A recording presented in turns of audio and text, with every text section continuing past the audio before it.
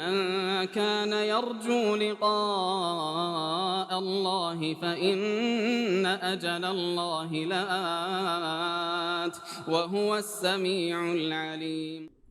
بسم الله الرحمن الرحيم. السلام عليكم ورحمة الله وبركاته.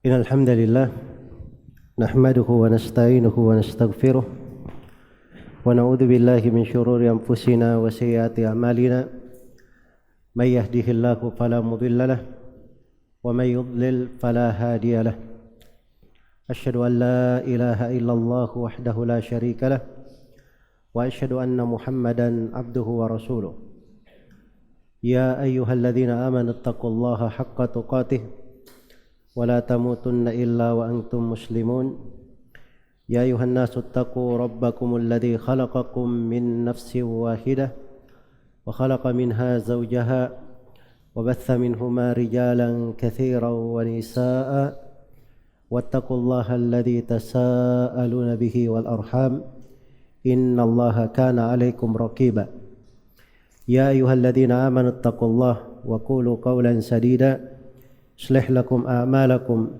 ويغفر لكم ذنوبكم ومن يطع الله ورسوله فقد فاز فوزا عظيما أما بعد فإن أصدق الحديث كتاب الله وخير الهدي هدي محمد صلى الله عليه وسلم وشر الأمور محدثاتها فإن كل محدثة بدعة وكل بدعة ضلالة وكل ضلالة في النار.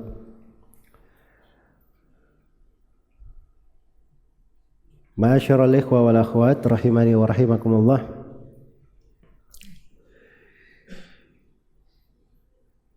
Jejak-jejak kehidupan itu selalu tercatat, baik maupun buruk. Yang mengukir kebaikan di tengah manusia akan tercatat,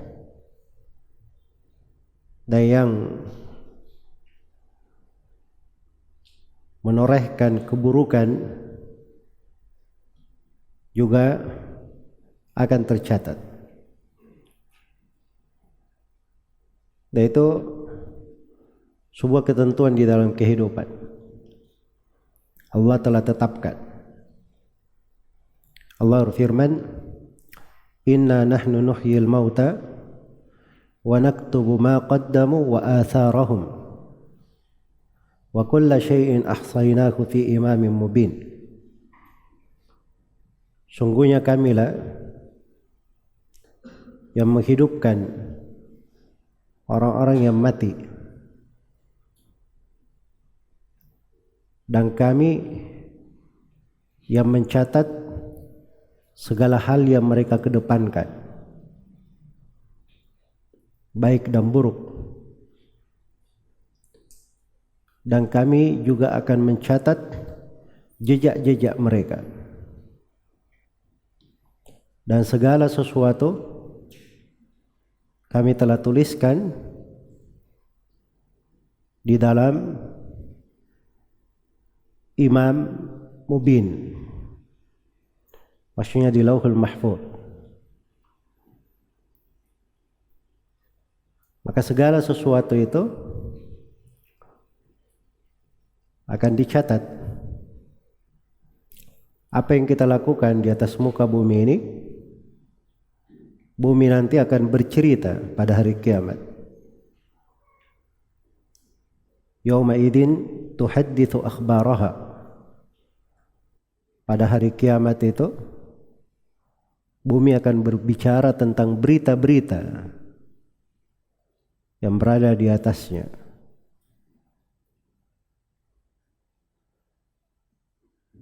Karena itulah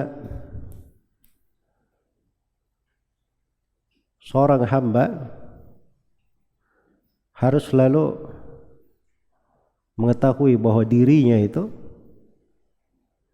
adalah salah satu pelaku suatu kehidupan yang dicatat di sisi Allah Subhanahu wa taala. Sisa kita sendiri mau menorehkan apa di situ. Catatan baik atau buruk? Mengukir sejarah apa? Sejarah yang dikenang kebaikannya atau sejarah yang selalu dirasakan kepedihannya? Tergantung pada setiap orang. Karena itu Nabi sallallahu alaihi wasallam bersabda di dalam hadits Jarir bin Abdullah riwayat Muslim, datang juga dari hadits Abu Hurairah. Kata beliau, "Man sanna fil Islami sunnatan hasanah falahu ajruha wa ajru man amila biha wa la yanqusu min ujurihim syai'." Siapa yang memberi sebuah contoh di dalam Islam dengan contoh yang baik, maka untuk dia pahalanya dan pahala orang yang mengerjakannya, orang yang mengamalkannya, tanpa mengurangi pahala mereka sama sekali. Dan siapa yang memberi contoh, wa man sanna fil Islami sunnatan sayyi'ah, memberi contoh di dalam Islam dengan contoh yang buruk, maka dia akan fa'alaihi wizruha, dia akan menanggung dosanya, wa wizru man amila biha, dan dosa orang yang mengamalkannya, mengikutinya, wala yanqusu min auzarihim syai', dan itu tidak mengurangi dosa-dosa mereka sama sekali. Wala yahmilunna athqalahum ma'a athqalal ladina wala yahmilunna athqalahum yawmal qiyamah wa athqalal ladina adallahum bighairi ilm ala sa'a ma kanu yahkumun. Sungguh mereka akan menanggung dosa-dosa mereka dan dosa-dosa orang yang mereka sesatkan tanpa ilmu.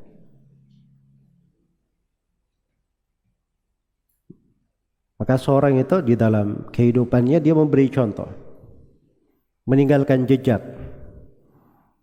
Tergantung jejak apa yang dia tinggalkan. Jejak baik diikuti oleh manusia dalam kebaikan, atau jejak buruk diikuti oleh orang-orang dalam keburukan. Kalau jejak baik, ada yang mengikutinya, ada yang mencontohnya, nah ini mengukir sejarah baik untuk dirinya sendiri, mengalir untuknya pahala selama apa yang dia contohkan masih dilakukan oleh orang-orang. Sebagaimana sebaliknya, kalau dia memberi jejak yang buruk, maka dia akan menanggung dosanya. Dan siapa yang mengikuti jejak buruk itu, dosa orang yang melakukannya juga dia tanggung sampai hari kiamat. Karena itu diriwayatkan oleh Al-Bukhari dan Muslim.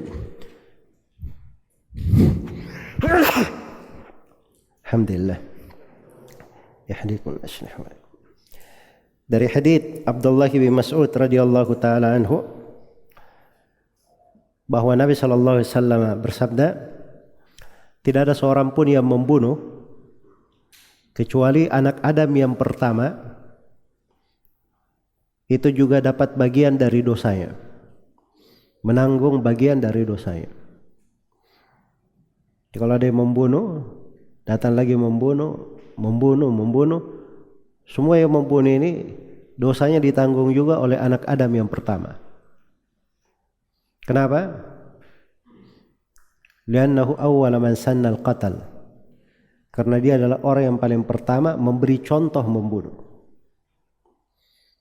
Beda si pembunuh yang datang setelahnya itu mencatat dosa untuk dirinya sendiri.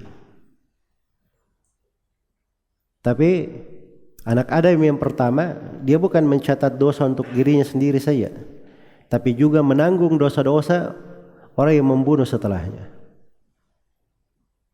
Perbedaannya hanya di dalam masalah siapa yang memberi panutan di dalam hal itu. Iya. Karena itu harus kita pikirkan dari kehidupan itu. Apalagi Allah Subhanahu wa taala masih memberi kepada kita semua taufik, diberi kemudahan belajar agama di usia masih muda. Itu nikmat dan karunia dari Allah. Sisa bagaimana seorang itu memanfaatkan umurnya. Seorang itu memanfaatkan umurnya. Maka segala yang dia lakukan dengan contoh yang baik, dia akan indah juga pada hal itu. Namun tidak mau, pasti ada pertanggungjawabannya. Yauma nad'u kulla unasim biimamihim. Hari kiamat kami akan memanggil setiap golongan dengan pemimpinnya masing-masing. Dengan orang yang menjadi panutan, dipanggil semuanya. Ada pertanggungjawaban. Semua amalannya dicatat. Wa wudi'al kitab fataral mujrimina mushfiqina mimma fihi wa yaquluna ya wailatana ما لهذا الكتاب لا يغادر صغيرة ولا كبيرة إلا أحصاها ووجدوا ما عملوا حاضرا ولا يظلم ربك أحدا. Dan diletakkanlah kitab yang mencatat amalan, maka engkau melihat orang-orang yang bergelimang dengan dosa berkata, wahai betapa celakanya kami, buku apa ini, kitab apa ini. Tidak ada amalan yang kecil maupun besar kecuali tercatat dengan sangat detailnya, sangat terperinci di dalam kitab itu. Dan mereka temukan seluruh amalan mereka hadir. Dan Allah ingatkan, Allah tidak pernah menzalimi seorang hamba pun. Ya ibadi, dalam hadits qudsi di riwayat Muslim dari hadits Abu Dzar Ghifari radhiyallahu anhu, Rasulullah sallallahu alaihi wasallam meriwayatkan bahwa Allah Subhanahu wa taala berfirman, "Ya ibadi, innama hiya a'malukum uhsiha lakum thumma uwaffikum iyyaha. Faman wajada khairan falyahmadillah, wa man wajada ghaira dhalik fala yalumanna illa nafsah." Wahai hamba-hambaku, sungguhnya itu amalan-amalan kalian sendiri. Aku catat dengan sangat detailnya. Kemudian aku akan sempurnakan pembalasannya untuk kalian. Siapa yang mendapatkan kebaikan dari amalannya, hendaknya dia memuji Allah yang memberi dia taufik, hidayah, petunjuk beramal kebaikan. Dan siapa yang mendapatkan selain daripada itu, yang dia dapatkan kejelekan, maka jangan sekali-sekali dia mencelah kecuali dirinya sendiri. Siapa yang dia mau celah? Dirinya sendiri. Sudah ada Al-Quran, sudah ada hadits Rasulullah, petunjuk agama lengkap. Kalau dia menyimpang, itu masalah pada dirinya sendiri. Kalau dia kurang, itu kaitannya dengan kekurangan dia. Iya. Maka ini mana penting untuk dicermati. Karena itu kalau kita masuk ke dalam pembahasan orang-orang yang mengukir sejarah kebaikan di tengah manusia, menjadi suri tauladan di tengah manusia dari generasi ke generasi, dan merupakan hal yang dicintai dan diridhai oleh Allah Subhanahu wa taala. Maka kita akan temukan pada mereka itu ada sifat-sifat, ada karakteristik, dan ada hal yang merupakan pembawaan mereka di dalam kehidupan. Itu yang perlu kita renungi. Walaupun sudah bisa kita simpulkan ya, pengukir sejarah itu dua macam. Ada pengukir sejarah yang baik, memberi contoh yang baik. Ini yang merupakan pembahasan kita di sini.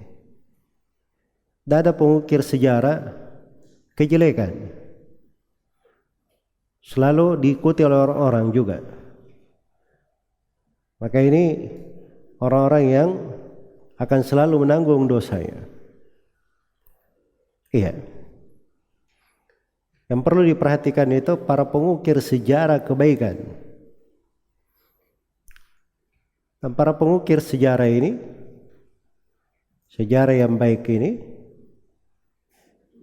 itu hanya ada pada sirah para nabi dan para rasul, karena mereka adalah makhluk Allah yang paling mulia dan memang dipilih oleh Allah untuk mengukir sejarah di tengah manusia. Karena itu sifat-sifat para pengukir sejarah yang terlengkapnya ada pada para nabi dan para rasul. Sampai lengkapnya adalah pada diri Rasulullah sallallahu alaihi wasallam. Laqad kana lakum fi Rasulillahi uswatun hasanah liman kana yarjullaha wal yawmal akhir. Telah ada untuk kalian pada diri Rasulullah sallallahu alaihi wasallam suri tauladan yang baik bagi siapa yang menghendaki Allah dan hari akhirat. Ya. Demikian pula suri tauladan itu, pengukir sejarah itu adalah para sahabat, para nabi dan para rasul. Setiap nabi dan rasul punya pengikut-pengikut, punya sahabat-sahabat, punya penolong-penolong. Dan di antara seluruh sahabat nabi dan rasul, tidak ada lebih utama dari sahabat Nabi Muhammad sallallahu alaihi wasallam. Karena itu pada mereka juga ada sifat-sifat para pengukir sejarah. Iya. Dan itu juga berjalan pada generasi setelahnya yang mewarisi dari ilmu, mewarisi dari sifat-sifat itu berupa ilmu dan amalan dari kalangan tabi'in, tabi'ut tabi'in, para imam yang datang setelahnya. Maka terlihat pada mereka itu sifat-sifat bermuara kepada hal yang sama. Dan ini bisa disimpulkan dalam banyak pembahasan. Pembahasan ringkas ini ada 10 sifat yang ingin saya terangkan. Tom diberi 10 aja, enggak tahu ini terlalu banyak atau baru mulai pelajaran sudah mulai ngantuk-ngantuk. Mana, terlalu khusyuk atau bagaimana antum?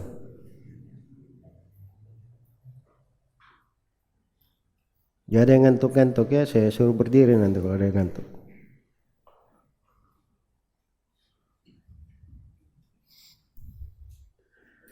Baik. Ada 10 sifat ya yang ingin saya terangkan di sini.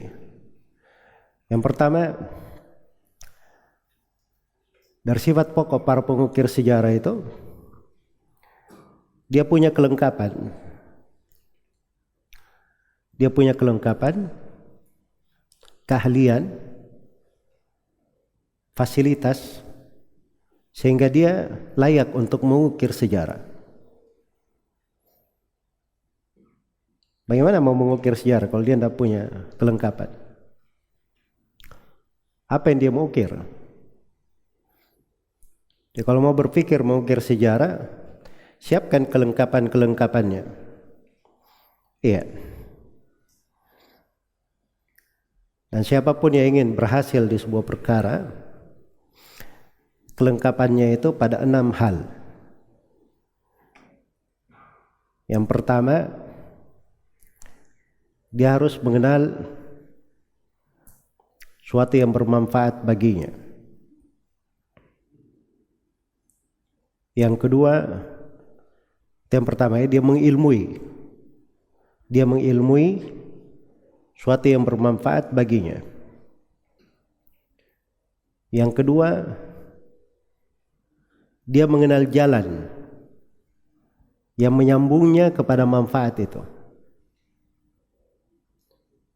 Kemudian yang ketiga, dia menempuh jalannya, berada di atas jalannya. Kemudian yang keempat, kelima dan keenam kebalikannya. Yang keempat, dia harus mengenal hal yang membahayakan untuk dirinya. Yang keempat, yang kelima, dia harus mengenal jalan apabila dia tempuh jalan itu, maka akan menjerumuskannya ke dalam bahaya. Menjerumuskannya ke dalam bahaya. Dan yang keenam, dia meninggalkan jalan tersebut, tidak dia dekati. Iya. Ini makna ucapan Ibnul Qayyim rahimahullahu ta'ala di sebagian pembahasan beliau. Jadi itu 6 hal. Jadi seorang itu pertama punya ilmu dulu. Apa yang baik, apa yang buruk. Bagaimana dia mau mengukir sebuah sejarah yang baik di tengah manusia. Kalau antara yang baik dan buruk saja tidak bisa dia bedakan. Mana yang baik, mana yang buruk. Dan tak mungkin tergambar ada mengukir sejarah, dia tidak tahu jalan untuk mengukir sejarah itu. Dia harus tahu jalannya. Dia harus mengenalnya. Dan dia sudah tahu liku-likunya. Kalau memang ada berbagai macam rincian di dalamnya. Kemudian pokoknya yang ketiga, kalau dia sudah tahu mana jalan yang baik dan benar, maka dia tempuh jalan itu. Bukan cuma duduk-duduk saja, dia ikuti. Sebagaimana kalau dia tahu hal yang buruk, dia tinggalkan hal tersebut. Ini 6 perkara pokok keahlian dan kelengkapan kepribadian ada pada orang-orang yang pernah mengukir sejarah indah di tengah manusia. Dari kalangan para nabi, para rasul, para sahabat, orang-orang salih. Iya. Karena itulah keahlian ini harus disiapkan. Bercabang darinya penguasaannya, yang pertama dia menguasai seluruh cabang ilmu yang diperlukan. Dia kuasai dari ilmu agama maupun selainnya. Kemudian yang kedua, dia menguasai bagaimana cara ia menghadirkan berbagai bentuk kebaikan dan manfaat di tengah manusia. Ini namanya kelengkapan dalam keahlian. Sebagiannya kita akan rinci nanti dalam pembahasan-pembahasan berikutnya. Tapi ini sifat asasi, harus diketahui. Karena itu para pengukir sejarah itu nggak ada yang tercatat cuma santai-santai saja. Iya. Tukang mimpi tiba-tiba bisa menjadi pengukir sejarah di tengah manusia. Itu tidak ada sejarahnya. Kalau tukang mimpi tiba-tiba dia memberi contoh keburukan, itu ada. Tapi kalau dia memberi contoh dalam kebaikan, itu orang-orang yang dipilih. Nah, ada sebab-sebab yang menyebabkan mereka dimudahkan untuk itu. Itulah kelengkapan keahlian, kelengkapan ilmu, kelengkapan dalam sifat-sifat yang memang menjadikannya layak sebagai seorang pengukir sejarah. Dan ini harus dipelajari. Harus dipelajari dari semenjak muda. Darda itu pernah menulis kepada atau memberikan kepada seorang anak kecil, ya, atau kepada seorang wasiat. Beliau berkata, "Utlubul ilma sigaran wa'malu bihi kibaran, fa inna likulli hasilin mazara." Carilah ilmu itu di usia kamu masih muda, amalkanlah ketika engkau sudah dewasa, sudah besar, karena setiap orang itu hanya memanen, menuai apa yang dia tanam.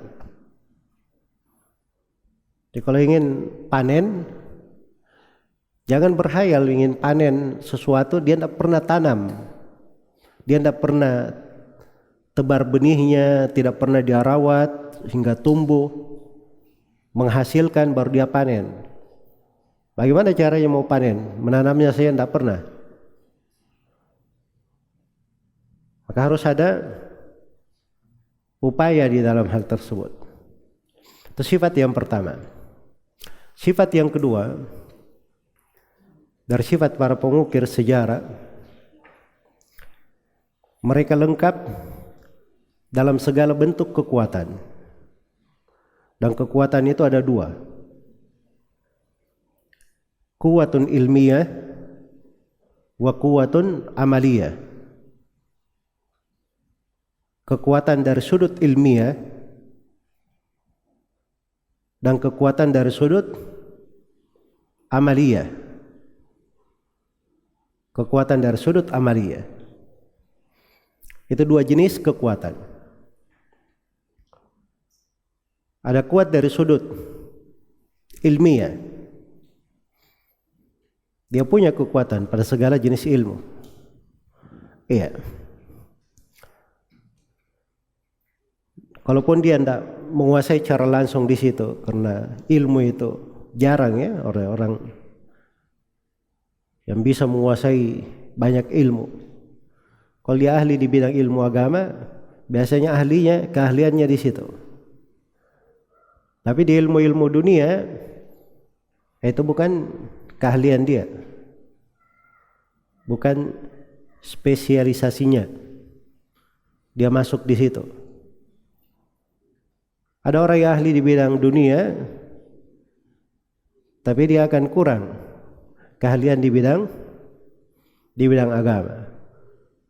Tapi itu tidak berpengaruh bagi orang yang punya dua kekuatan ini. Karena dia punya kelengkapan untuk menghidupkan potensi. Nabi SAW berkata kepada para sahabat ketika beliau pernah melewati sebagian sahabat sedang mentakbir mengawinkan mayang-mayang korma supaya bisa berbuah. Maka Nabi berkata, tidakkah kalian lakukan begini dan begitu? Dilakukan oleh sahabat. Ternyata tidak berhasil. Tidak berhasil panennya. Datanglah mereka kepada Nabi sallallahu alaihi wasallam mengadukan. Kata Nabi sallallahu alaihi wasallam, antum a'lamu bi umuri dunyakum. Kalian yang lebih paham tentang perkara dunia kalian. Iya. Jadi ada hal-hal yang Nabi itu bisa menggerakkan potensi orang, tapi tidak mesti beliau sendiri yang melakukannya. Iya. Karena itu Abu Bakar As-Siddiq ada fungsinya di sisi Nabi sallallahu alaihi wasallam. Umar ibn Khattab ada fungsinya. Uthman ibn Affan, Ali bin Abi Thalib, Khalid bin Walid. Keahliannya di dalam peperangan dan pertempuran. Abdurrahman bin Auf punya keahlian di dalam perniagaan. Iya. Yang paling lengkap keahliannya itu pada Abu Bakar dan Umar. Nah, kadang Nabi sallallahu alaihi wasallam ketika minta pendapat hanya kepada dua sahabat ini saja. Seperti pada kejadian tawanan perang di perang Badar.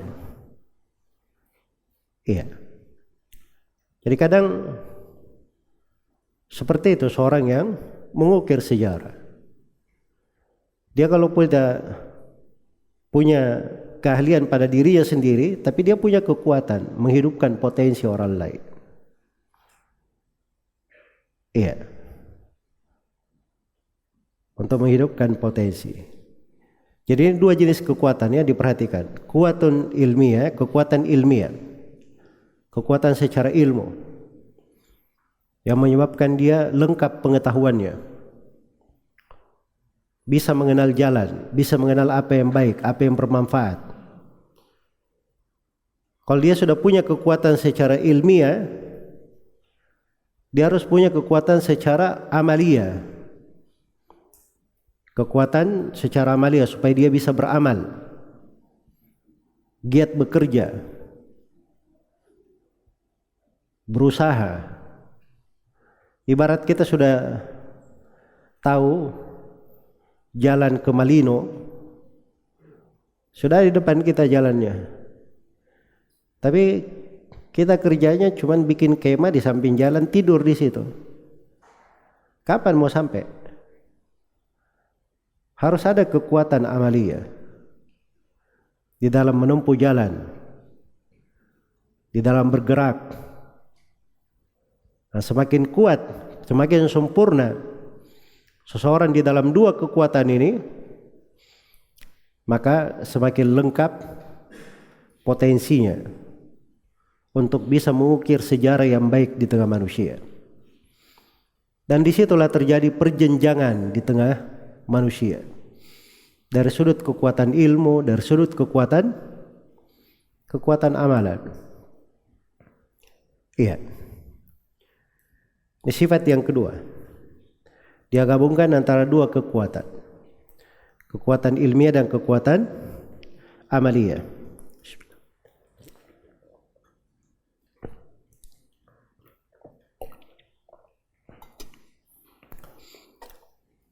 Berikutnya, yang ketiga adalah ulul himmah. Ketinggian semangat. Iya. Itu tidak terlihat ya pada para pengukir sejarah itu orang yang rendah semangatnya.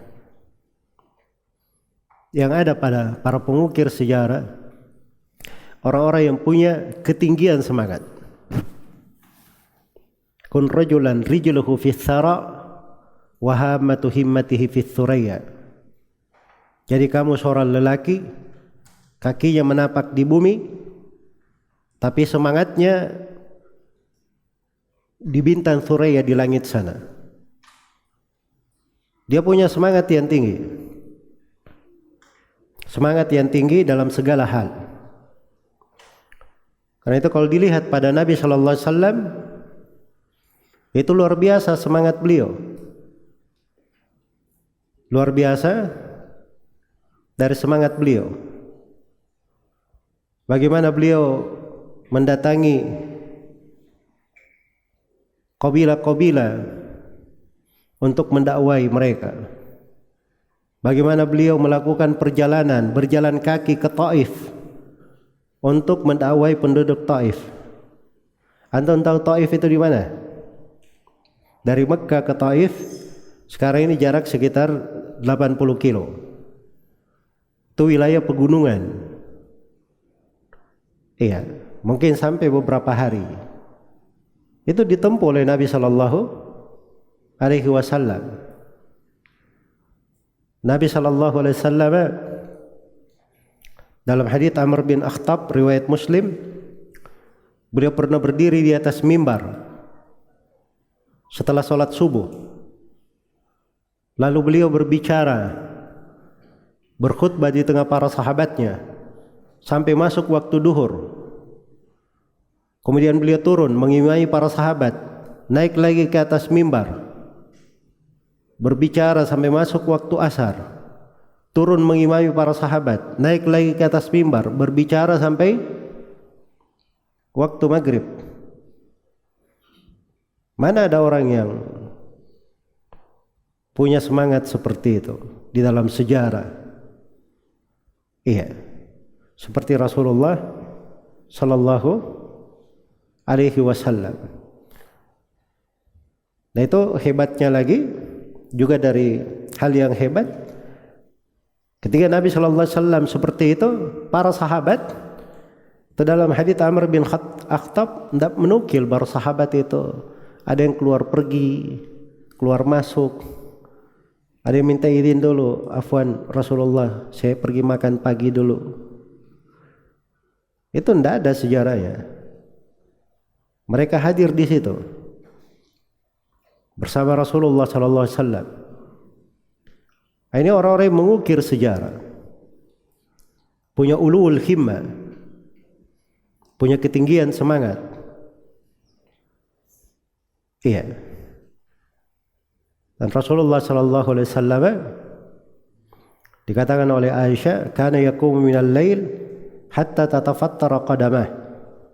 Beliau berdiri melakukan sholat malam sampai pecah-pecah kedua kakinya. Dikatakan kepada beliau tentang hal tersebut, ya Rasulullah, bukankah Allah telah ampuni untuk kamu apa yang telah lalu dan akan datang dari dosamu? Kata Nabi sallallahu alaihi wasallam, afala akunu abdan syakura? Tidakkah pantas saya menjadi seorang hamba yang bersyukur? Para sahabat Rasulullah sallallahu alaihi wasallam dari ketinggian semangat mereka, bagaimana ketulusan mereka di dalam membela agama Allah Subhanahu wa taala sehingga diabadikan di dalam Al-Qur'an. Cuma ada dua sifat saja untuk mereka. Ada as-sadiqun, orang-orang yang benar jujur, dan al-muflihun, orang-orang yang sangat beruntung. Lil fuqara'il muhajirin alladziina ukhriju min diyarihim wa amwalihim yabtaguna fadlan minallahi wa ridwana wa yansuruna Allah wa rasulahu ulaika humus shadiqun. Itu sifat para sahabat dari kalangan muhajirin. Fuqara dikeluarkan dari negeri mereka, meninggalkan harta dan keluarga mereka dan negeri-negeri mereka, hanya mencari keutamaan dari Allah. Iya. Dan mencari ridhanya. Dan mereka selalu menolong Allah dan Rasulnya. Itu bahasa menolong Allah dan Rasulnya. Itu luar biasa ya. Bagaimana pengorbanan. Dikatakan ulaika humus shadiqun, mereka itu orang-orang yang jujur. Kemudian para sahabat Al-Ansar, Allah terangkan walladzina tabawwa'ud dar wal imana min qablihim yuhibbuna man hajara ilaihim ولا يجدون في صدورهم حاجة مما أوتوا ويؤثرون على أنفسهم ولو كان بهم خصاصة ومن يوق شح نفسه فأولئك هم المفلحون. Orang-orang yang sudah meniatkan, sudah menyiapkan dirinya dengan keislaman, keimanan, Maksudnya mereka juga sudah masuk Islam, beriman kepada Rasulullah. Iya. Jadi Nabi itu sebelum hijrah, para sahabat dari Ansar itu sudah datang ke Mekah, membaiat Rasulullah sallallahu alaihi wasallam untuk menolong mereka, untuk menolong beliau sepanjang mereka diberi kehidupan. Dan mereka siapkan negeri mereka, tempat tinggal mereka untuk hijrahnya Nabi dan para sahabatnya. Dan mereka ini lebih mendahulukan saudara-saudaranya di atas diri mereka. Kalau ada harta mereka, tidak sungkan-sungkan dia berikan kepada saudara yang berhijrah. Ini para pengukir sejarah, para sahabat Rasulullah sallallahu alaihi wasallam. Ketinggian semangat, ketinggian di dalam semangat. Makanya umat ini ya ingin sampai kepada kedudukan mereka, ingin diikutkan pada kedudukan para sahabat Rasulullah sallallahu alaihi wasallam, maka jalannya itu adalah mengikuti jejak mereka, mengikuti jalan mereka. Iya. Karena itu mengikuti jalannya para sahabat dalam beragama itu bukan alternatif, boleh ikut boleh tidak, bukan pilihan, tapi itu kewajiban. Dan memang jalannya untuk selamat cuma itu. Jalan mengukir sejarah hanya di situ saja. Karena Allah Subhanahu wa taala telah berfirman, "Fa in amanu bimithli ma amantum bihi faqad ihtadaw." Kalau mereka itu beriman seperti keimanan kalian wahai para sahabat, maka mereka telah mendapat petunjuk. Jadi ukuran standar keimanan, barometer keimanan yang benar, orang yang beriman seperti imannya para sahabat. Iya. Nah dikatakan kalau kalian kaum musyrikin beriman seperti keimanannya Rasulullah sallallahu alaihi wasallam. Tapi dikatakan seperti keimanan kalian wahai para sahabat. Nah, ini menunjukkan bahwa sahabat ini itu betul-betul sempurna dan lengkap. Mereka beriman sebagaimana petunjuk Allah dan Rasulnya. Makanya tidak disebut Rasul juga nggak ada masalah, sebab mereka sudah dijamin kebenaran keimanannya mengikuti Allah dan Rasulnya. Iya. Dan itu terlihat pada para sahabat itu. Cita-cita yang tinggi, semangat yang tinggi, semangat yang tinggi. Dan kalau dibahas di dalam sirah mereka, itu hal yang menakjubkan. Hal yang menakjubkan. Iya. Bagaimana Abu Hurairah radhiyallahu taala anhu, beliau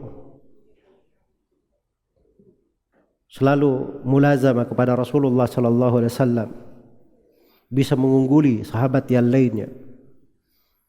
Sampai suatu hari, ya, Abu Hurairah ceritakan ya dirinya bahwa saya kadang karena kesibukan saya ingin selalu dekat dengan Rasulullah, saya kadang tidak ada waktu untuk pergi mencari rezeki untuk bisa saya makan. Kadang beberapa hari dia menahan lapar, sampai dia ambil batu, dia ikat di perutnya supaya terasa kenyang. Hah? Antum tahu metode ini? Saya cuma tanya, antum tahu metode ini atau tidak? Saya tidak tanya antum pernah amalkan atau tidak. Kalau amalkan ini tidak tergambar dalam kehidupan kita ada seperti itu. Ini cara orang yang kelaparan. Tapi Nabi suatu hari keluar. Kemudian beliau berkata, siapa yang menghamparkan ridanya? Kemudian dia mendengar dari saya hadits pembicaraan, maka dia tidak akan lupa suatu apapun dari hadits itu. Yang hadir cuma Abu Hurairah radhiyallahu ta'ala anhu. Iya. Itu ulul himmah namanya. Itu ketinggian semangat. Jelas ya? Jadi harus ada hal-hal yang seperti itu. Ibnu Abbas radhiyallahu anhu itu sering didapati dia berada di depan rumah para sahabat di musim panas, angin berhembus membawa debu yang membuat Ibnu Abbas berdebu depan rumah orang. Keluar Zaid bin Thabit, salah seorang ulama sahabat, melihat Ibnu Abbas. Dia berkata, "Wahai anak paman Rasulullah, andai kata engkau minta saya datang ke rumahmu, saya akan datang."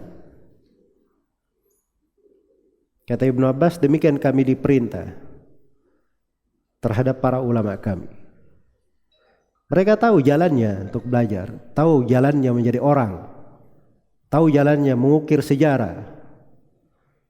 Makanya ada teman Ibnu Abbas itu, dia baru menyesal setelah melihat Ibnu Abbas duduk didatangi oleh manusia dari berbagai penjuru. Teman Ibnu Abbas berkata, "Anak muda ini lebih berakal dari saya. Waktu kami sama-sama muda, Ibnu Abbas pergi ke sana sini mendatangi para sahabat Rasulullah. Saya diam-diam saja. Saya berkata, ngapain kamu rajin-rajin? Banyak sahabat Rasulullah sallallahu alaihi wasallam. Orang-orang tidak perlu sama kamu." Tapi setelah dia berlalu sekian lama, dia lihat Ibnu Abbas didatangi oleh manusia dari segala penjuru, baru dia tahu. Itulah keutamaan orang yang berakal, tahu apa yang dia laksanakan. Itu Ibnu Abbas ya, ulul himmah. Sampai disebutkan oleh para ulama di hadits, dari hadits yang didengar langsung oleh Ibnu Abbas dari Nabi sallallahu alaihi wasallam secara langsung, itu jumlahnya cuma sekitar 21 hadits. Seluruh riwayat Ibnu Abbas yang lainnya itu beliau ambil dari sahabat Nabi sallallahu alaihi wasallam. Tapi dimaklumi, Ibnu Abbas itu salah satu dari 7 orang sahabat yang paling banyak meriwayatkan hadits, yang riwayatnya lebih dari 2000 hadits. Iya. Nah itu enggak ada masalah sama sekali. Ibnu Abbas mengambil dari sahabat dari Nabi sallallahu alaihi wasallam. Sama saja. Karena seluruh sahabat Nabi itu terpercaya, ahli di dalam menerima ilmu dan di dalam menyampaikan ilmu. Mereka punya keahlian itu. Makanya kalau sahabat Nabi itu dia sudah menghafal satu hadits, itu dia jaga betul hadits-hadits tersebut. Makanya di kisah Jabir radhiyallahu taala anhu itu yang menghafal sebuah hadits tentang hari kiamat, Jabir melakukan perjalanan 1 bulan penuh dari kota Madinah untuk menjumpai seorang sahabat di kota lain. Yang Jabir hanya tahu yang menghafal hadits itu selain dirinya adalah sahabat ini yang tinggal di kota lain ini. Untuk ke sana perjalanan 1 bulan penuh. Maka Jabir melakukan perjalanan 1 bulan untuk menjumpainya. Sampai ke sana heran sahabat ini, Abdullah bin Unais namanya. Jabir bin Abdullah, ada apa jauh-jauh dari Madinah? Jabir cuma sampaikan, saya mendengar dari Nabi, beliau berkata begini dan begini. Maka kata sahabat ini, saya tidak menghafal kecuali seperti itu. Sudah selesai, pulang lagi Jabir, perjalanan 1 bulan.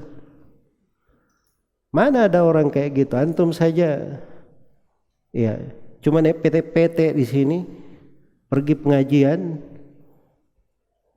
belum tentu nyampe di masjid. Hah? Ya kan? Kita ini banyak fasilitas, tapi malasnya lebih banyak lagi. Lebih banyak lagi. Itu yang menjadi masalah pada diri kita ini. Himmah itu kurang. Ketinggian semangat. Masalahnya dicekoki di masa sekarang dengan hal-hal yang menghancurkan semangat. Apalagi kalau dia pemain media. Kerjanya cuma selancar di Facebook, di Twitter, di Apalagi orang-orang gila ini lagi mikir metaverse apa segala macam. Itu para pemimpi yang mau menghancurkan mental-mental orang.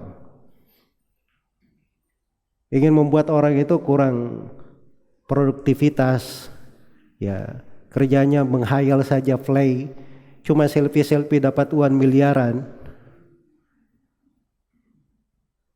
Anak-anak muda mau masuk di dalam hal ini hancur nanti. Mana semangat yang tinggi? Nggak seperti itu sifat para pengukir sejarah. Sesuatu itu didapatkan dengan proses. Dia senang hal yang dilakukan proses. Dia tidak terlalu pikir masalah materi berapa yang didapatkan. Rezeki itu Allah sudah tanggung untuk semua orang. Tapi yang dia pikir kalau dia beramal, bekerja, berusaha, itu ada sudut-sudut keindahan, amalan soleh di dalamnya. Itu yang dia cari dalam menjalankan perintah, dalam menempuh kehidupan sebagaimana yang diperintahkan. Nah, ini kita harus pandai mengukur diri kita. Jangan terbawa dengan orang-orang kafir yang memang gaya berpikirnya itu bukan gaya berpikir yang baik. Kalau ada sudut manfaat, kebaikan, kemajuan teknologi, itu kebaikan pada sudut yang terbatas, kebanyakannya semu. Iya. Seseorang itu harus tahu kadar dirinya, tahu di mana posisinya. Dia harus punya semangat yang tinggi. Nah, ini ulul himmah ini, tangan para sahabat. Ini kalau kita cerita, Masya Allah banyak sekali ya. Apalagi masuk lagi di cerita para tabiin, tabiut tabiin, itu lebih banyak lagi orang-orang yang sudah masuk ke dalam Islam. Ya, dari para ulama di sejarah. Iya. Sudut lain juga mungkin yang membedakan kita. Kenapa kita di masa kita ini terlalu banyak play-nya. Cuma melayang-layang saja, mengangan-ngangan. Karena pendidikan masalahnya, pendidikan. Para sahabat itu melihat Nabi SAW hidup bersama wahyu yang turun. Mereka ada kekurangan, ada wahyu yang turun, menegur, menyebabkan mereka melangkah kepada hal yang lebih baik dan lebih baik. Itu para sahabat. Para tabiin dia punya simbol kehidupan di depannya para sahabat. Tabiut tabiin seperti itu. Para imam, berjalan para ulama, menulis buku-buku hadits, berisi periwayatan dari gurunya kepada gurunya kepada gurunya kepada Nabi Sallallahu Alaihi Wasallam. Itu yang mereka pelajari. Setiap dari rawi-rawi guru-guru ini, satu orang kadang di dalam kehidupannya memuat berbagai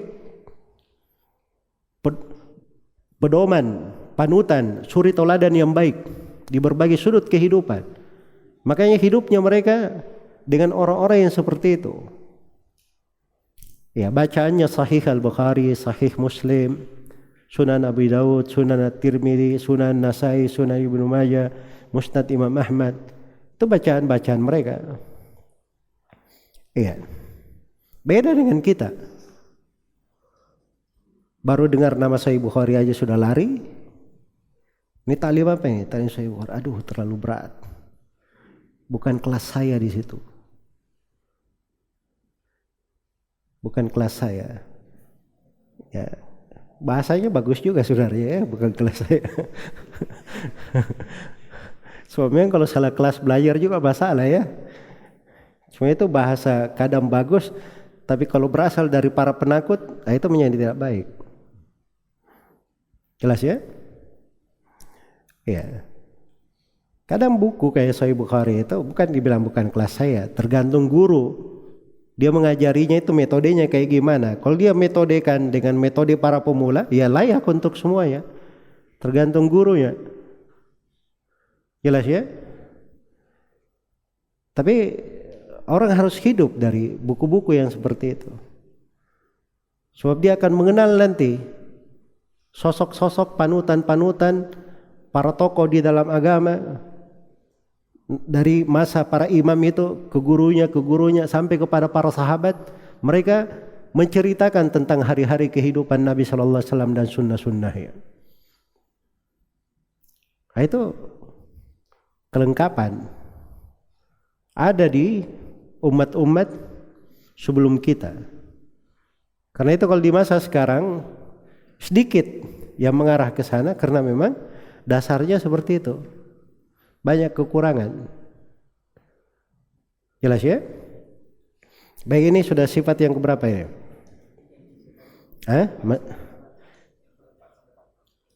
Baik, yang keempat sekarang. Berarti antum masih menghitung ya? Baik, yang keempat. Sifat yang keempat adalah al-itqan. Dia lengkap dan sempurna dalam beramal. Itqanul amal. Itqan dalam segala perkara. Iya. Itqan itu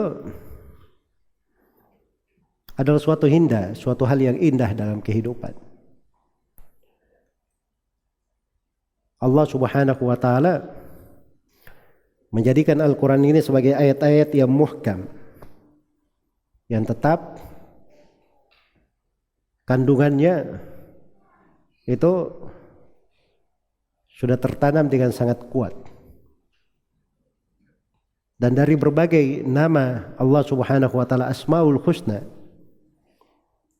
kesempurnaan Allah Subhanahu wa taala dalam hal itu.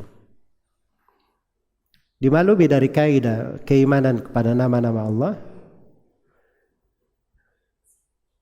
Allah Subhanahu wa taala jika bernama dengan sebuah nama, karena Allah cinta, pengaruh nama itu ada di tengah makhluknya.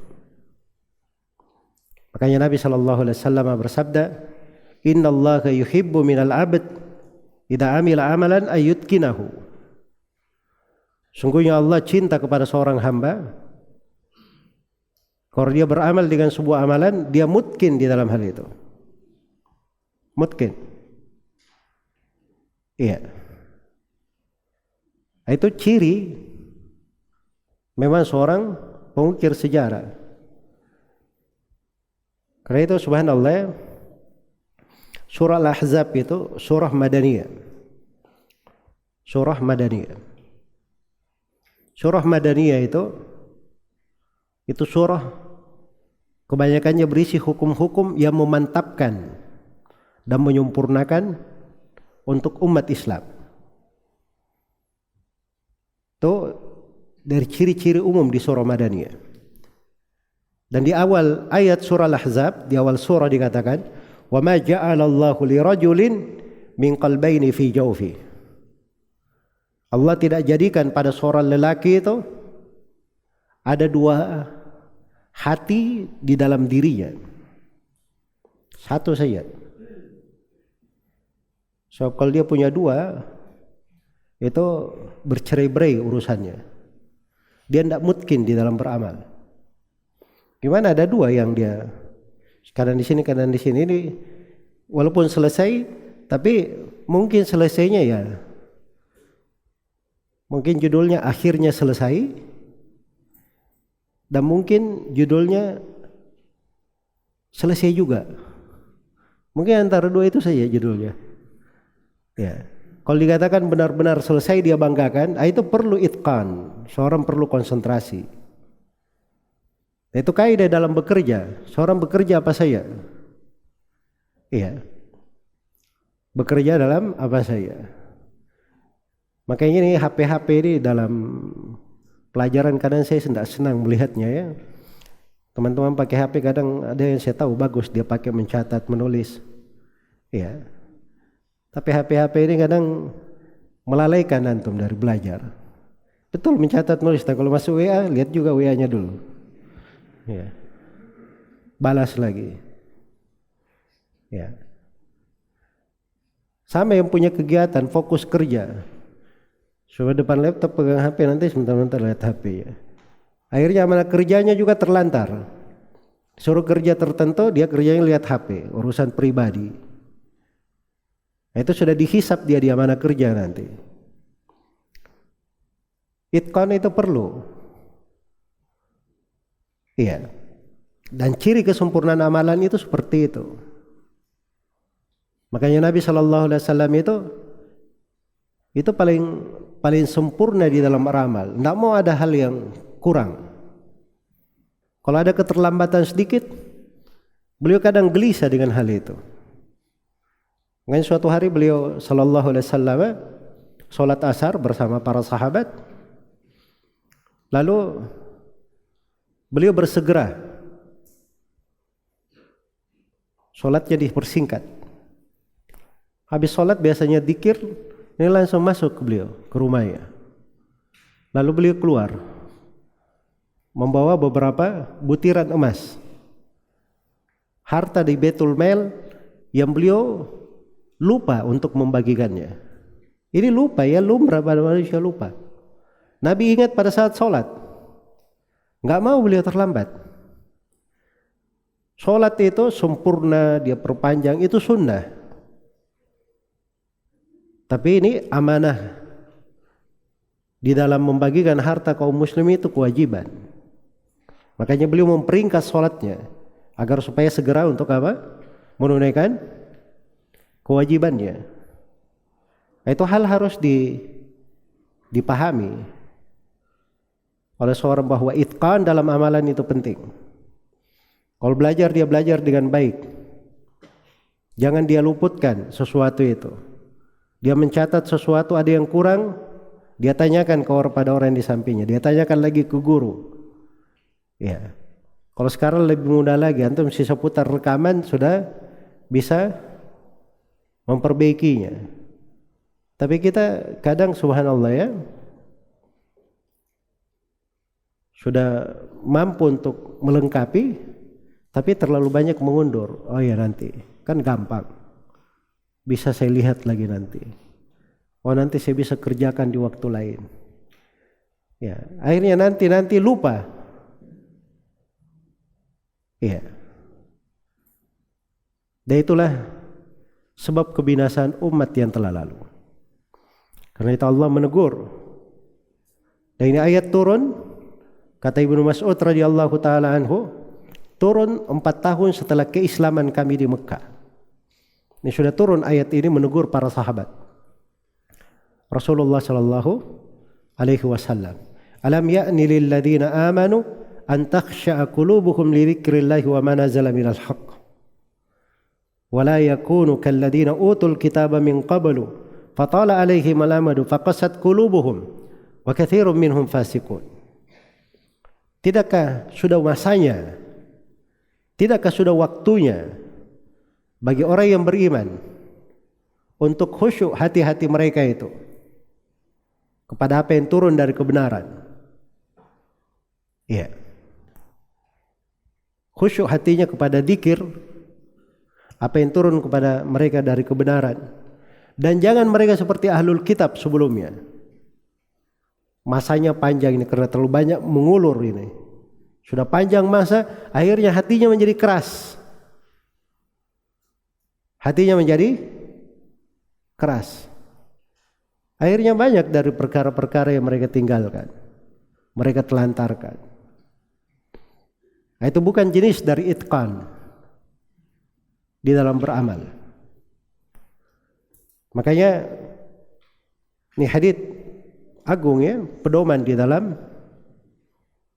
kehidupan. Sifat seorang pengukir sejarah. Innallaha yuhibbu minal abdi idza amila amalan ayyutkinahu. Allah cinta kepada seorang hamba kalau dia beramal sebuah amalan dia mutkin, lengkap, sempurna. Berusaha yang paling maksimal. Berusaha yang paling maksimal pada amalan tersebut. Makanya yang tersisa itu dari peninggalan-peninggalan para pengukir sejarah itu bermanfaat bagi manusia. Bermanfaat bagi manusia sebab mereka mungkin dalam hal tersebut. Iya. Baik. Ini kalau dijabarkan lagi lebih luas ya pembahasannya. Sekarang yang kelima. Yang kelima dari sifat para pengukir sejarah adalah husnudzan wa quwwatil amal. Berbaik sangka kepada Allah Subhanahu wa taala dan punya kekuatan harapan. Punya kekuatan harapan. Iya. Tidak ada dalam sejarah orang-orang yang mengukir sejarah baik di tengah manusia, dia tidak memiliki sifat ini. Ini orang-orang yang mereka selalu berbaik sangka kepada Allah dan sangat kuat harapannya. Bukan orang yang putus asa. Bukan orang yang begitu dapat rintangan, ya, sudah lari terbirit-birit. Bukan orang yang mendapatkan halangan, keok langsung masuk kotak. Mereka orang yang punya kekuatan amalan. Kekuatan apa namanya? Harapan. Kuwatul amal namanya. Pakai alif. Kuwatul amal. Dan baik sangkaannya kepada Allah. Iya. Sebab kalau pengukir mau mengukir sejarah dia selalu berburuk sangka, itu orang putus asa namanya. Wala yaqnatu min rahmatillahi illa dhallun. Dan tidak ada yang putus asa dari rahmat Allah kecuali orang-orang yang tersesat. Tapi orang yang baik sangkaannya kepada Allah, apapun rintangan yang ada di depannya, dia selalu berbaik sangka. Selalu berbaik sangka. Selalu mengharap yang baik. Selalu mengharap yang baik. Nabi SAW dalam hadits Ibnu Mas'ud riwayat Al-Bukhari, beliau menghikayatkan seorang nabi dilempar oleh kaumnya sampai berkucuran darah. Bersamaan dengan itu nabi ini hanya berkata, Allahumma gfir li qaumi fa innahum la ya'lamun. Ya Allah, ampunilah kaumku, sungguhnya mereka tidak tahu. Itu luar biasa ya dari kekuatan harapan. Iya. Ketika Nabi diusir dari Taif, dan beliau subhanallah ya, itu sampai di kondisi beliau berjalan sampai tidak sadar kemana arahnya. Ini Nabi Muhammad sallallahu alaihi wasallam. Tiba-tiba beliau sudah berada di antara dua gunung di Mekah dan Madinah. Turun Jibril bersamanya malaikat. Lalu Jibril berkata, wahai Muhammad, ini malaikat penjaga gunung. Dia telah diperintah oleh Allah. Kalau kamu ingin dia membalik gunung ini, menutup seluruh penduduk Taif, dia akan lakukan sekarang. Apa kata Nabi Muhammad sallallahu alaihi wasallam? Lihat ini beliau di kondisi sampai tidak sadar di mana arah berjalannya, saking dahsyatnya kejadian yang menimpanya. Coba antum bayangkan ya, beliau mendatangi keluarganya di Taif, didakwai, tapi justru beliau dilempari. Kira-kira bagaimana perasaan itu? Itu luar biasa hal yang beliau hadapi. Tapi bersama dengan itu beliau berkata, inni la arju, sungguhnya saya berharap, ayakhruja min aslabihim may ya'budullaha la yusyrikuna bihi syai'an.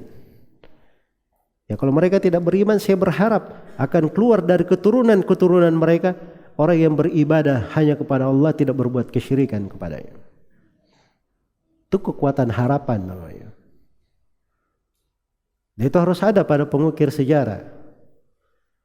Seorang belajar, dia dapati kesulitan, ya dia tahu bahwa itu memang proses. Dia berharap ke depannya akan diberi kemudahan. Tidak ada orang yang mau sampai ke jenjang yang tinggi tidak melalui proses. Seorang kalau ingin terbiasa di atas hal yang besar, dia harus biasakan dirinya dulu. Harus dia biasakan dirinya. Itu sering kita lihat ya. Orang-orang yang pengen tangannya itu kuat mengangkat, tahan panas, itu dia latihan itu, selalu dia angkat tiap hari hal-hal yang hangat, kadang panas, akhirnya menjadi kuat mengangkatnya. Begitu itu latihan. Iya. Sama seorang ingin sampai ke dalam sebuah jenjang harus seperti itu. Ustaz, kenapa saya kalau hadir di majelis ilmu baru duduk langsung khusyuk? Itu istilah halusnya ya.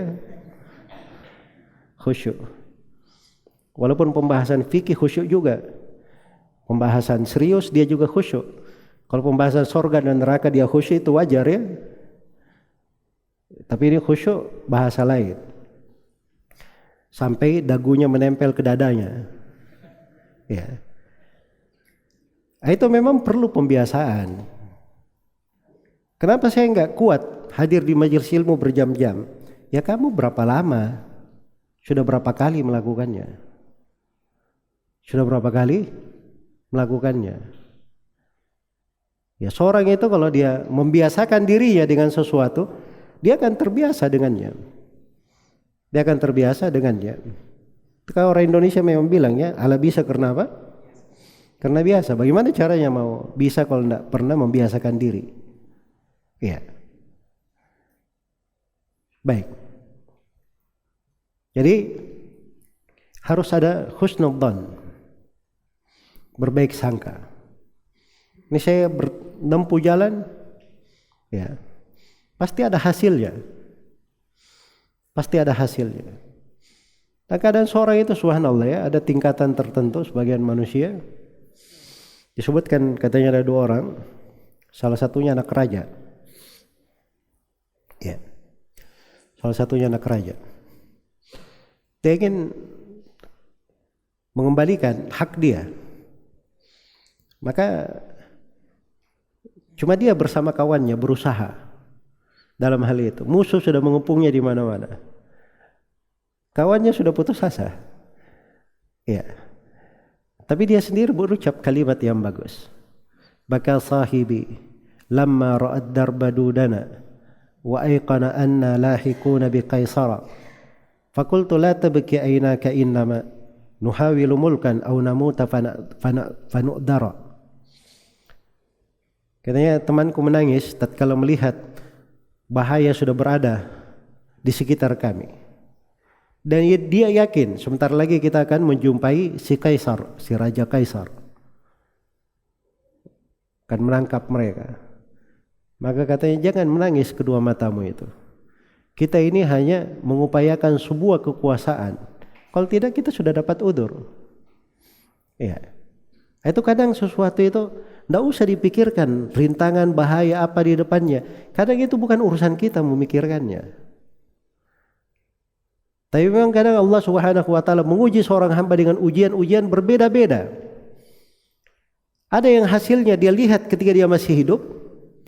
Ada yang hasilnya dia rasakan di akhirat kelak. Tidak diberikan untuknya di dunia. Jadi jangan selalu mengira bahwa apa yang kita kerjakan itu harus kita rasakan hasilnya di dunia. Baru itu sebuah keberhasilan. Belum tentu. Nikmat yang Allah berikan itu 2 macam. Ada nikmat di dunia, ada nikmat di akhirat. Jangan sampai itu nikmat di akhirat untuk kita disegerakan di dunia, kita tidak diberi lagi di akhirat. Jelas ya? Jadi ini makna-makna yang indah ya di dalam seorang menata dirinya, membangun jiwanya, di dalam membangun jiwanya. Baik. Rasulullah sallallahu alaihi wasallam bersabda bahwa Allah berfirman dalam hadits qudsi, "Ana inda dhanni abdi bi." Ana inda dhanni abdi bi.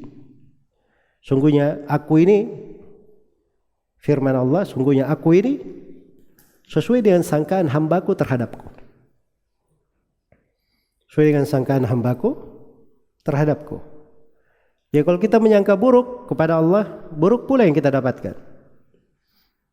Kita menyangka baik, baik pula yang kita dapatkan.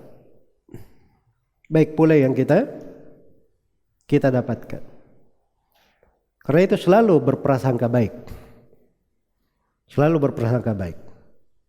dan selalu mempunyai kekuatan harapan. Harus punya dari kekuatan harapan. Ini orang yang punya sifat ini, itulah di antara ciri dan sifat para pengukir sejarah. Baik, yang keberapa sekarang? Yang keenam. Di antara cirinya dan sifat mereka, itu banyak manfaatnya dan banyak keberkahannya. Banyak manfaat dan banyak apa? Keberkahan. Datang di dalam tafsir firman Allah Subhanahu wa taala, ucapan Nabi Isa alaihi salam, wa ja'alani mubarakan aina ma kuntu. Dan Allah menjadikan saya sebagai orang yang berberkah dimanapun saya berada. Allah menjadikan saya sebagai orang yang berberkah dimanapun saya berada. Kata sebagian as-salaf, artinya wa ja'alani mualliman lil khairi aina ma kuntu. Dan saya dijadikan sebagai orang yang mengajarkan kebaikan dimanapun saya berada. Itu keberkahan ya.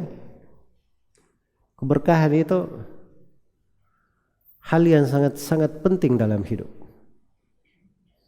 Sebab dengan keberkahan pada sesuatu yang sedikit itu bisa terasa banyak sekali. Dan yang banyak itu terasa memuaskan, memenuhi. Itu keberkahan namanya. Ada orang yang punya banyak, tapi dia tidak merasa cukup dengan itu. Tidak merasa tenang dengannya. Itu tidak ada berkah namanya. Tidak ada berkah. Atau kurang berkahnya. Tapi yang berberkah itu thubutul khairil ilahi fi syai'. Tetapnya kebaikan ilahi pada sesuatu. Iya. Kayaknya kalau seorang ingin berberkah, sifat paling utamanya itu dia belajar ilmu dan bagus beramal dengan ilmu. Iya. Dari sirah para nabi, para rasul, dan siapa yang mengikuti jalan mereka dari orang-orang yang mengukir sejarah baik di tengah manusia, itu orang-orang yang berberkah, banyak memberi manfaat. Rasulullah sallallahu alaihi wasallam bersabda, "Man istata'a minkum ayyam fa'a akhahu falyaf'al." Siapa di antara kalian yang mampu memberi manfaat kepada saudaranya, hendaknya dia lakukan. Itu hadits Jabir di riwayat Muslim dan dihasankan oleh Syekh Al-Albani, riwayat khairun nasi anfa'uhum linnas. Sebaik-baik manusia adalah orang yang paling bermanfaatnya untuk manusia. Sebaik-baik manusia adalah orang yang paling bermanfaatnya untuk siapa? Untuk manusia. Itu bagus ya, orang banyak kebaikan dan berkahnya. Kita baru lihat saja orangnya, Masya Allah, kita sudah senang. Ya, baru lihat saja. Itu berkah namanya. Iya. Apalagi kalau kita bertransaksi, bermuamalah, berinteraksi dengannya, maka kelihatan hal-hal yang baik. Kelihatan hal-hal yang baik. Maka ini dijaga. Seorang pengukir sejarah itu, dia adalah kunci membuka pintu-pintu kebaikan dan penutup pintu-pintu kejelekan. Nah, itu sudut keberkahan. Karena itu kata Nabi sallallahu alaihi wasallam dalam hadits Anas bin Malik riwayat Imam Ahmad, "Kunu mafatihal lil khairi maghaliqal syarr." Jadilah kalian kunci-kunci yang membuka kebaikan, penutup-penutup pintu kejelekan. Iya. Kata Ibnu Mas'ud radhiyallahu taala anhu, "Lan takuna tabi'an fil khairi khairun min an takuna ra'san fis syarr." Andai kata kamu itu menjadi pengikut ekor, cuma ekor saja ini mengikut, tapi dalam kebaikan itu lebih bagus daripada kamu itu kepala tapi dalam kejelekan. Ya, dalam kejelekan. Orang berberkah itu dia nggak ada masalah, dia dimanapun ditempatkan nggak ada masalah. Ya. Nah itu dalam hadits riwayat Al-Bukhari, Nabi sallallahu alaihi wasallam berkata, "Tuba li rajulin akhidun bi inani farasihi."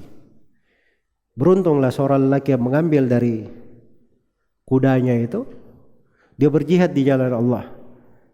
Iya. Kalau dia diperintah untuk di depan, dia di depan. Diperintah di belakang, dia di belakang. Diperintah untuk sebagai orang yang memberi minum kepada pasukan, dia di situ. Di mana saja ditempatkan gak ada masalah bagi dia. Itu orang yang beruntung itu. Maka orang-orang yang mengurus kerjanya seperti itu. Dia masuk ke dalam hal yang selalu ada kebaikan dan manfaat, berberkah. Tidak mesti dia harus paling di depan, yang paling tonjol dan dilihat oleh manusia. Iya, itu tidak mesti. Kadang ada orang-orang dia pembisik saja, tapi subhanallah dari bisikannya dia dapat banyak kebaikan. Dapat banyak kebaikan. Saya ingat sih ada subhanallah. Jadi di Yaman itu Syekh Mukbil membiasakan kita untuk mudzakarah ya.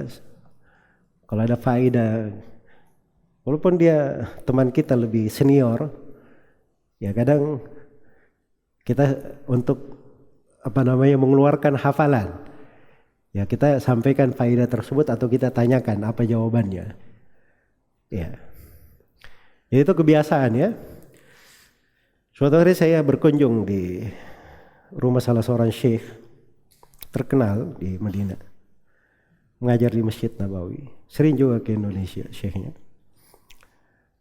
Beliau menulis beberapa buku di pembahasan dzikir dan doa. Waktu itu saya bilang ke syekhnya, "Syekh, ada 3 bait syair oleh Ibnu Jama'ah di Tabaqat Asy-Syafi'iyah Al-Kubra. Apakah pernah antum melihat 3 bait syair itu?" Karena itu 3 bait syair bagus, ringkas ya, mengumpulkan 10 syarat doa yang mustajabah. Kata beliau, "Oh iya, saya pernah lewat itu, cuma saya nggak ingat. Coba antum tuliskan untuk saya." Beliau ambil bukunya, Syarah Al-Adhkar karya Ibnu Ajlan ya, atau Ibnu Khallan, namanya Al-Futuhat Ar-Rabbaniyah. Saya tulis di belakangnya 3 bait syairnya. Setelah itu waktu berlalu, suatu hari saya di atas mobil, saya dengar radio. Beliau sedang ada di program di radio itu. Ya, dan beliau sebutkan 3 bait syair yang saya tuliskan untuk beliau itu. Ya. Jadi antum bisa tahu ya perasaan di hati saya. Ya. Saya cuman sebenarnya nanya-nanya saya. Ya, sebab saya pikir pasti beliau tahu kan untuk hal itu, sebab itu bidangnya, beliau nulis banyak buku. Coba kebiasaan mudzakarah saya. Ya, subhanallah beliau sebutkan 3 bait syairnya, beliau terangkan. Jadi saya pikir mudah-mudahan saya juga dapat pahala dari banyaknya orang yang mendengarkan. Iya. Jadi ada suatu kadang antum jangan terlalu banyak berpikir, antum duduk di depan menyampaikan dan seterusnya.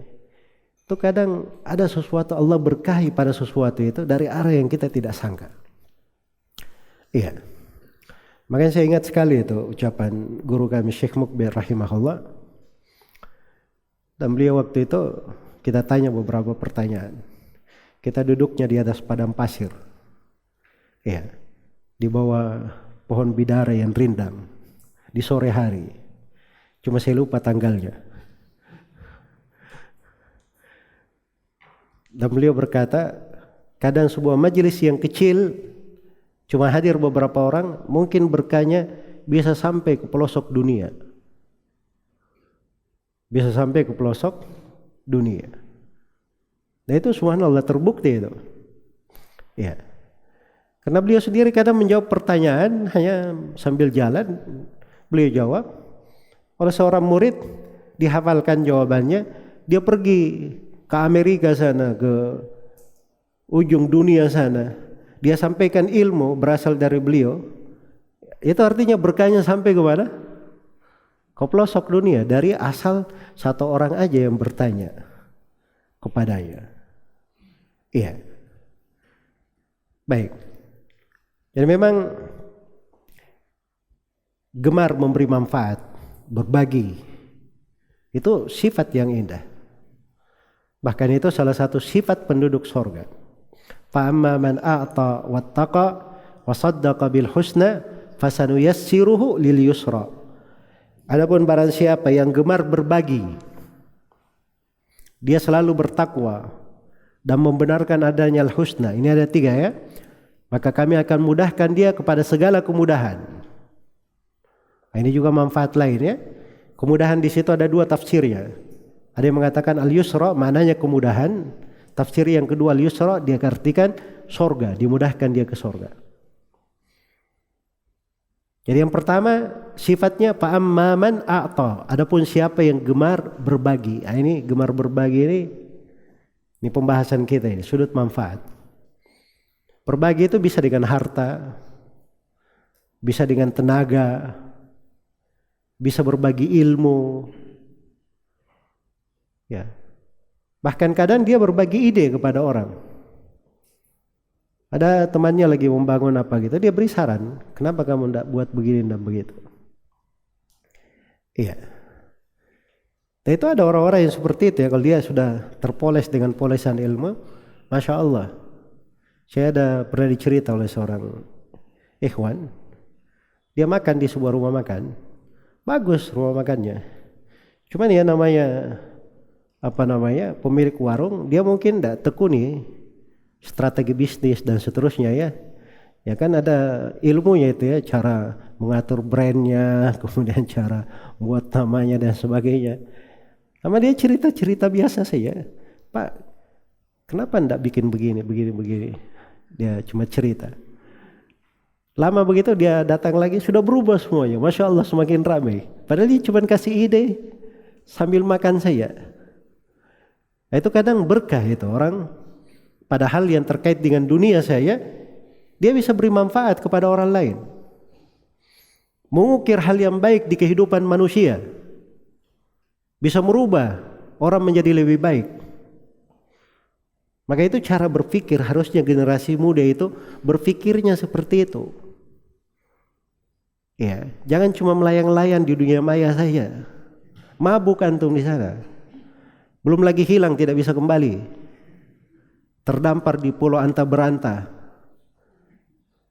Sebagaimana sudah banyak yang berselancar di alam maya ini, di kehidupan dunia dia cuma mayat-mayat berjalan.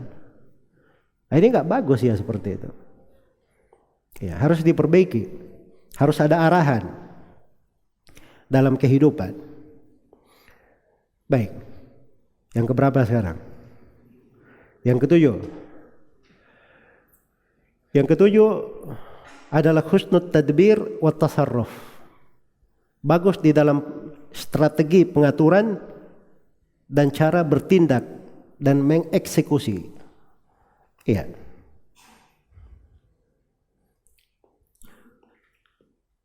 Begitu ya kalau saya tulis bahasa Arabnya kayak begitu. Tapi mungkin penerjemahannya itu bahasa para motivator ya. Ya, tapi memang hakikatnya seperti itu.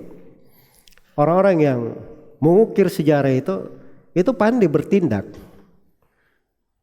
Kalau bertindak sesuatu itu sudah terukur. Ada perhitungannya. Dan pandai dia bertasarruf. Iya. Nah boleh seorang itu kayak bulldozer saja. Ada yang diinginkan sudah, yang penting jalan. Apa saja yang ada di depannya dilibas semuanya.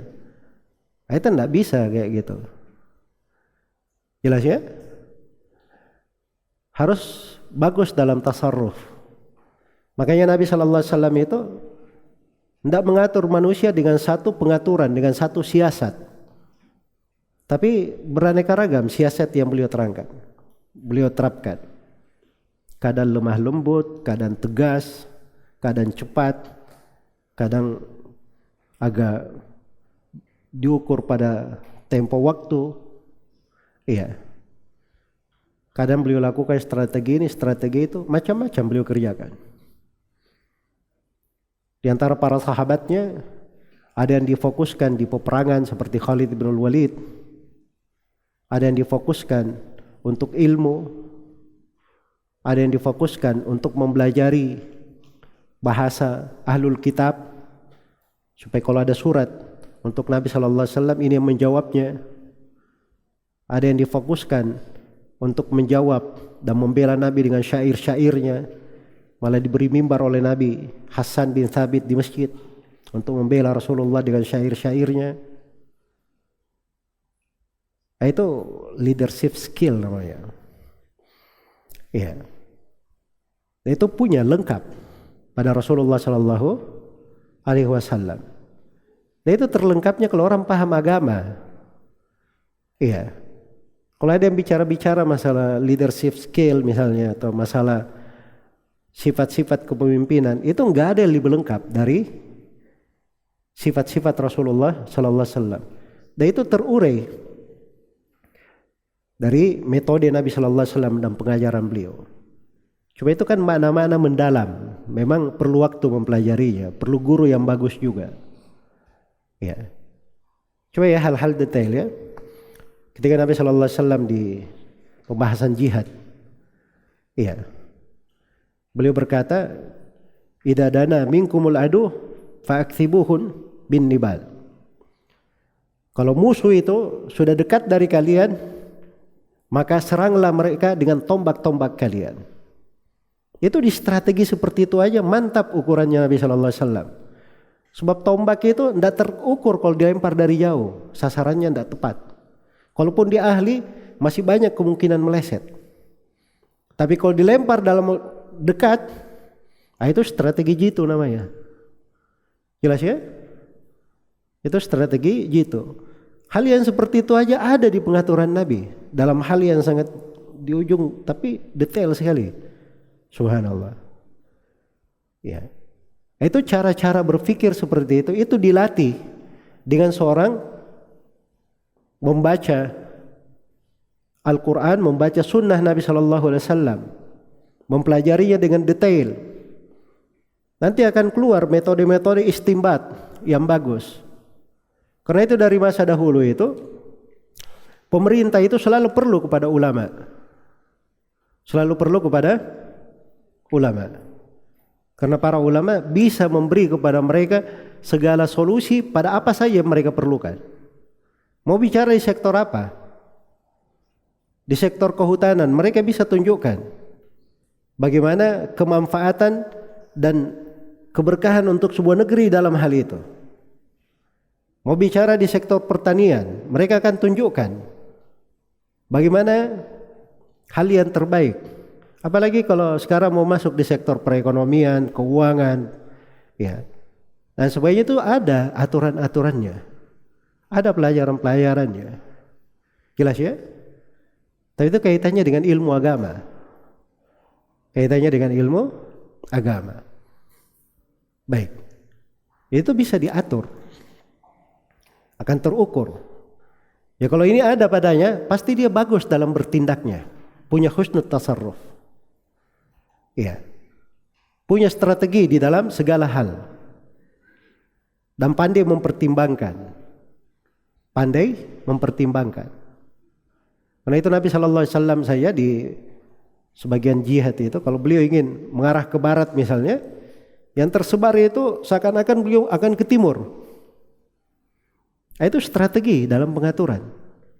Itu kan perlu fikih, keahlian.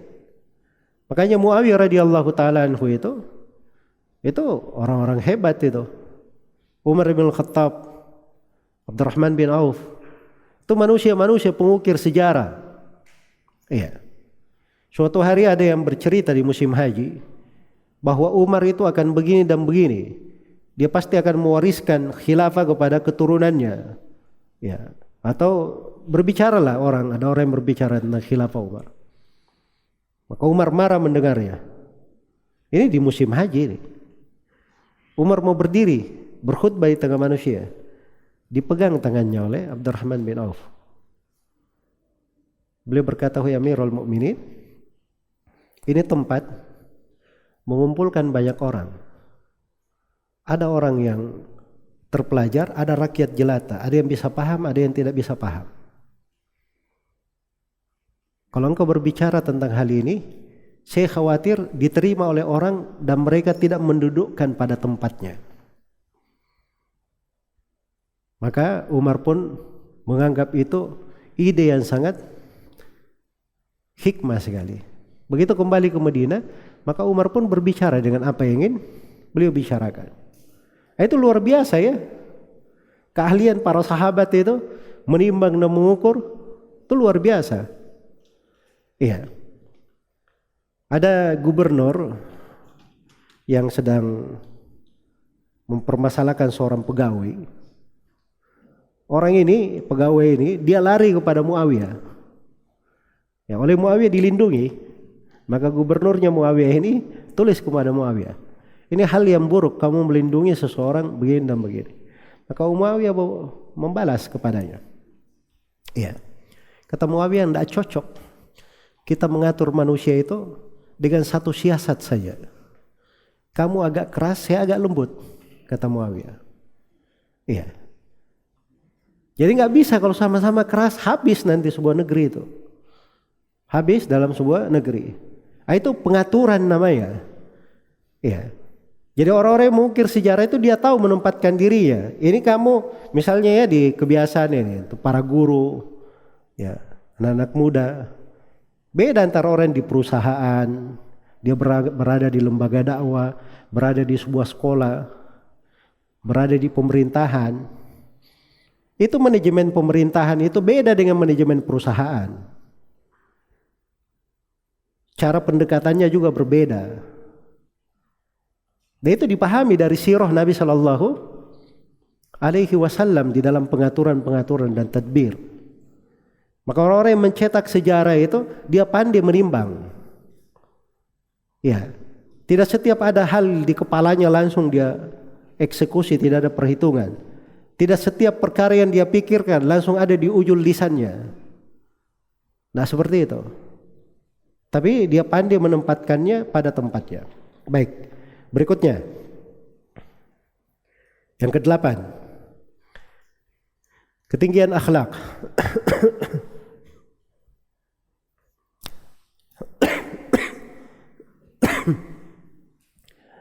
Iya. Ini ketinggian akhlak ini, itulah perjenjangan di antara para pengukir sejarah. Ya. Karena di antara para pengukir sejarah ini, mereka di dalam sudut ketinggian akhlak berbeda-beda. Tapi secara umum sifat mereka itu berkumpul pada akhlak-akhlak yang tinggi dan mulia. Makanya Nabi Muhammad SAW itu Allah katakan tentang beliau, "Wa innaka la'ala khuluqin azim." Sungguhnya kamu itu Nabi Muhammad itu di atas akhlak yang sangat besar. Iya. Di atas akhlak yang sangat besar. Pernah ada orang-orang yang berkata kepada Abdul Malik bin Marwan, "Kenapa kamu memerintah tidak seperti sirah Abu Bakar dan Umar memerintah?"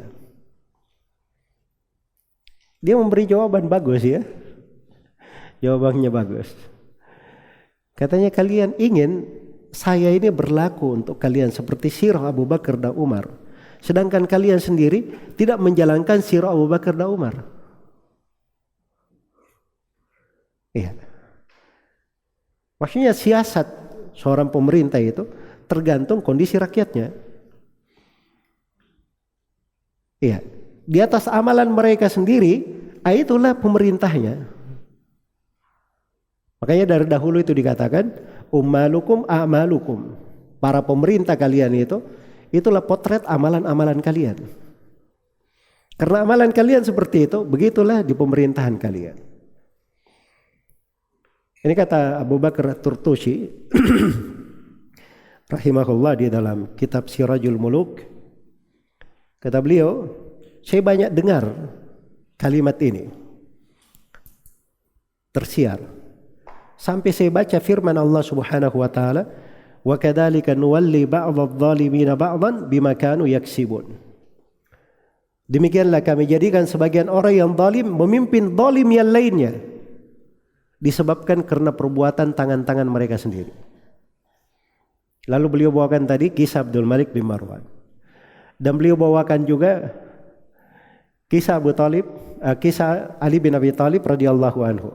Beliau ditanya oleh Abidah As-Salmani. Abidah As-Salmani ini seorang tabi'in ya, senior dari murid Ali bin Abi Thalib.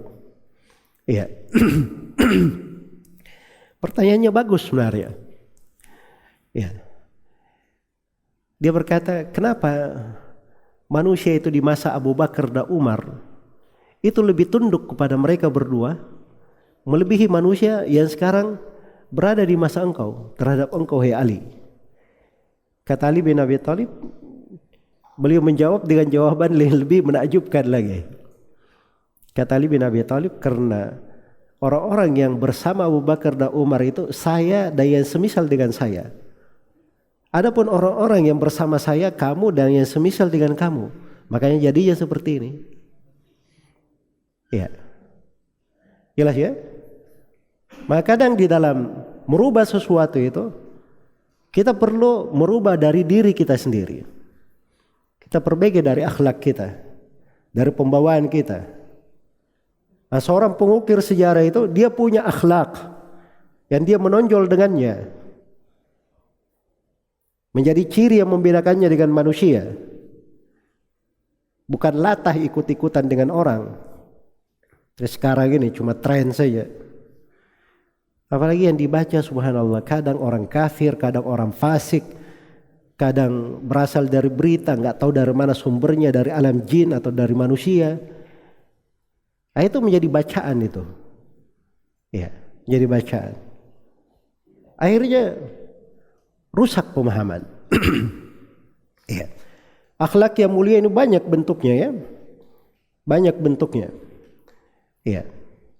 Dari sudut berbuat baik, pandai bergaul, amanah, kemudian orangnya cerah, sejuk, ya, tidak tergesa-gesa, ada ketulusan, memberi nasihat, ta'awun, merendah hati, sayang kepada orang, dermawan, ya, gampang memberi, punya hikmah, tidak tergesa-gesa, punya rasa malu, ada rahmat, ada lemah lembut, ada sakinah, ada keselamatan hati, ada keberanian, ada kesabaran, ada kejujuran, keadilan, ada azm, kesungguhan, ya, gira, ada kefasihan, kecerdasan. Kadang dari akhlak mulia dalam bentuk kepandaian menjaga rahasia, pandai di dalam menghadapi setiap orang sesuai dengan porsinya. Ya, dia bisa menghadapi suatu masalah kadang dengan memberi candaan yang cocok. Itu juga bagian dari akhlak. Ya, ada wara, menepati janji, dan banyak lagi dari bentuk-bentuk akhlak. Akhlak-akhlak yang baik ini semakin sempurna pada seseorang, maka itu akan semakin membuatnya lengkap. Kemudian yang ke-9, Allah Subhanahu wa taala menyebutkan tentang doa ibadur rahman. Ya, walladzina yaquluna rabbana hab lana min azwajina wa dzurriyyatina qurrata a'yun waj'alna lil muttaqina imama. Ini kalimat terakhir ini. Dan jadikanlah kami bagi orang yang bertakwa itu sebagai imam, sebagai panutan, suri tauladan. Iya. Dan ini sifat pengukir sejarah. Dia itu bisa menjadi contoh, bisa menjadi panutan, suri tauladan. Menjadi suri tauladan karena berkumpul padanya banyak sifat-sifat kebaikan. Karena itu Nabi Ibrahim alaihissalam dikatakan kana Ibrahimu ummatan wahidah. Adalah Nabi Ibrahim itu adalah seorang umat. Kana Ibrahim adalah ummah. Dia adalah seorang umat. Kata para ulama, umat di situ artinya seorang imam yang diikuti, panutan yang dicontoh. Panutan yang dicontoh. Iya. Dan ini dari keindahan tafsir Mujahid radhiyallahu rahimahullah ketika beliau menafsirkan ayat wa ja'alna lil muttaqina imaman, jadikanlah kami sebagai imam untuk orang yang bertakwa. Beliau katakan, jadikanlah kami sebagai orang yang bisa mencontoh mereka dan bisa mengikuti mereka. Iya. Dan ini maksud Mujahid, seorang itu tidak bisa menjadi imam panutan kalau dia juga tidak ada contoh panutan kepada orang yang semisal itu. Jelas ya? Makanya orang-orang yang besar itu, yang mengukir sejarah itu biasanya digembleng oleh orang-orang yang besar juga. Di sekitarnya juga orang-orang besar. Panutannya orang-orang besar juga. Itu maksud dari tafsir Mujahid. Jadi mengambil contoh dari Nabi, dari para sahabat Rasulullah SAW, dengan itulah didapatkan ketokohan dalam agama. Dia bisa menjadi suri tauladan. Iya. Dan itu disebutkan di ayat di surah As-Sajdah, ada dua syaratnya. Wa ja'alnahum a'immatan yahduna bi amrina lamma sabaru wa kanu bi ayatina yuqinun. Dan kami jadikan mereka para imam, para pemimpin yang memberi petunjuk dengan perkara kami tatkala mereka bersabar dan mereka adalah orang-orang yang yakin terhadap ayat-ayat kami. Jadi dua, sabar dan yakin. Karena itu kata Ibnul Qayyim rahimahullah, bis sabri wal yakin tunalu bihima al-imamatu fid din. Dengan sabar dan yakin maka akan diraih ketokohan dalam agama. Seorang itu menjadi panutan dalam agama. Sabar dan yakin. Yakin itu derajat seorang bisa sampai ke sana kalau dia punya kekuatan ilmu. Sebab dengan dasar ilmu menyebabkan dia yakin. Maka ilmu itu dan kesabaran itu penting. Itu penting. Ini sifat-sifat kita sudah tahu ya. Sudah disampaikan. Sebagaimana kita bersabar terhadapnya. Baik, terakhir. Yang ke-10. Dari sifat para pengukir sejarah. Ya. Adalah tahammulul masyaqqah wa ru'yatut taqsir. Dia bisa memikul hal-hal yang sulit dan selalu memandang kurang pada dirinya.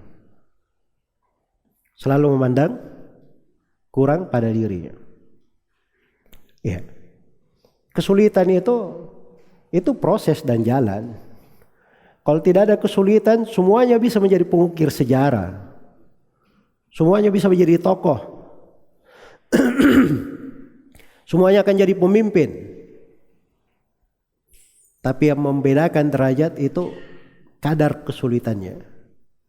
Karena itu cukup bagus yang dikatakan oleh Al-Mutanabbi rahimahullah, laulal masyaqqatu sadan nasu kulluhum al-judu yufkiru wal ikdamu qattalu. Kata beliau, andai kata bukan hal yang berat, hal yang menyulitkan, semua manusia sudah menjadi pemimpin. Orang yang dermawan itu ada risikonya. Kalau dia dermawan. Risikonya apa? Dia bisa menjadi fakir. Orang yang pemberani juga ada risikonya. Bisa-bisa dia mati. Iya. Jadi ingin sampai pada derajat dermawan, pemberani, ada risiko-risiko. Nah, itu kehidupan seperti itu. Kehidupan memang seperti itu. Dan itu yang dijalani oleh para pengukir sejarah itu. Mereka anggap tantangan itu sebagai sebuah seni kehidupan yang indah. Ya. Malah dia senang kalau ada tantangan. Jelas ya? Tapi katanya saya sudah kasih ukuran husnul tadbir dan tasarruf.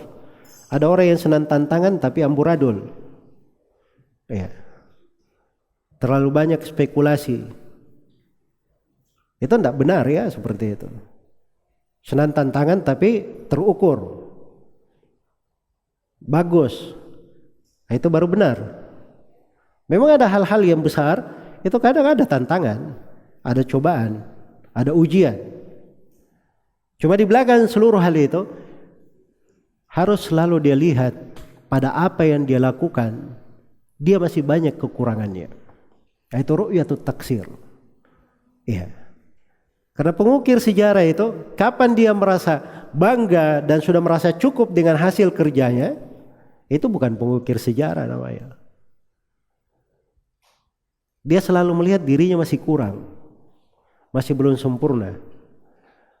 Ya, sangat perlu pertolongan dari Allah supaya dia bisa memperbaiki lagi pekerjaan dan amalannya. Nabi Sulaiman alaihi salam itu dimaklumi ya bahwa beliau meninggal itu dalam posisi berdiri di atas tongkatnya. Sedang apa? Mengawasi pasukan-pasukannya dari kalangan jin dan manusia yang sedang bekerja. Ini Nabi Sulaiman diberi kekuasaan tidak pernah diberikan kepada siapapun dari manusia. Dia bukan cuma mengatur alam manusia saja, jinnya pun tunduk kepada Nabi Sulaiman alaihi salam. Tapi bersamaan dengan itu masih duduk mengawasi langsung. Iya. Dan ini yang kerja ini tidak tahu Nabi Sulaiman itu meninggal karena beliau meninggal dalam keadaan berdiri. Nanti begitu sekian lama rayap makan tongkatnya, begitu Nabi Sulaiman tersungkur, barulah para jin tahu bahwa Nabi Sulaiman sudah apa? Sudah meninggal. Jadi maksudnya di sini bahwa itu kedetailan dalam pengaturan. Nabi Sulaiman dikatakan wa tafaqqadat thair. Dia periksa burung-burung. Ini dari burung-burung ini. Dengan berbagai jenis pasukan Nabi Sulaiman yang ada. Ini burung-burungnya diperiksa Nabi Sulaiman. Mana si hudhud? Bisa tahu ada hudhud yang hilang coba. Nabi Sulaiman alaihissalam. Iya. Ini pasukan yang sedemikian banyak. Kalau kita pegawai saja karena namanya tidak dihafal. Oh, kamu kerja di mana? Kan saya di Mahat juga, Ustaz. Wah, saya nggak tahu, kayaknya saya tidak pernah lihat antum. Nah, itu kekurangan kita ya, beda manajemennya memang. Ya kalau kita selalu ingin mengukur diri kita itu terlalu banyak kekurangan. Kalau selalu kita lihat bagaimana Nabi Muhammad SAW, Nabi Ibrahim, Nabi Sulaiman, Nabi Daud, para nabi di dalam sifat-sifat mereka itu luar biasa. Makanya kita itu harus selalu memandang diri kita itu banyak kekurangan. Nah, itu yang menjadi motivasi kita supaya lebih bisa bergerak lagi. Baik, itu 10 hal ya. 10 ini sudah terlalu banyak ini bagi antum ini. Jelas ya? Baik. Sampai sini dulu, sudah masuk waktu sholat duhur. Ini sama Ustaz lain aja ya. Subhanakallahumma wa bihamdik asyhadu an la ilaha illa anta astaghfiruka wa atubu ilaik walhamdulillahi rabbil alamin. Wassalamualaikum warahmatullahi wabarakatuh.